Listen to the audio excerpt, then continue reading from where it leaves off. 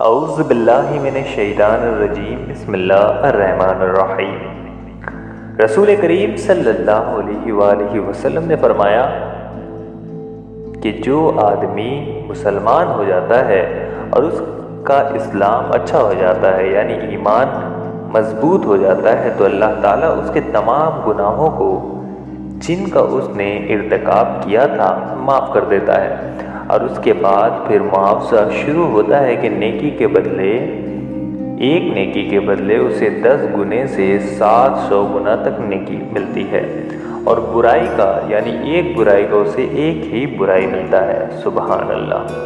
حضرت عائشہ صدیقہ رضی اللہ تعالیٰ روایت کرتی ہیں کہ نبی کریم صلی اللہ علیہ وآلہ وسلم ایک مرتبہ ان کے پاس آئیں، اور ان کے پاس اس وقت کوئی عورت بیٹھی ہوئی تھی۔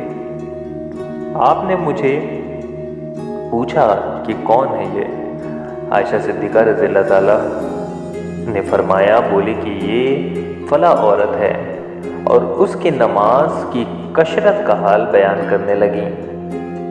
آپ صلی اللہ علیہ وآلہ وسلم نے فرمایا کہ ٹھہرو، دیکھو، تم اتنے اعمال کی ذمہ داری اپنے اوپر لو جن کی ہمیشہ کرنے کی تم کو طاقت ہو، اس لیے کہ اللہ ثواب دینے سے نہیں تھکتا تا وقت تم عبادت کرنے سے تھک جاؤ گے، اور اللہ کے نزدیک سب سے زیادہ محبوب وہ دین کا کام ہے جس کو کرنے والا ہمیشہ کر سکے۔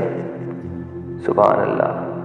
حضرت انس رضی اللہ تعالیٰ روایت کرتے ہیں کہ آپ صلی اللہ علیہ وآلہ وسلم نے فرمایا کہ جو شخص لا الہ الا اللہ کہہ دے اور اس کے دل میں ایک جو کے برابر نیکی ایمان ہو، وہ دوزخ سے نکالا جائے گا۔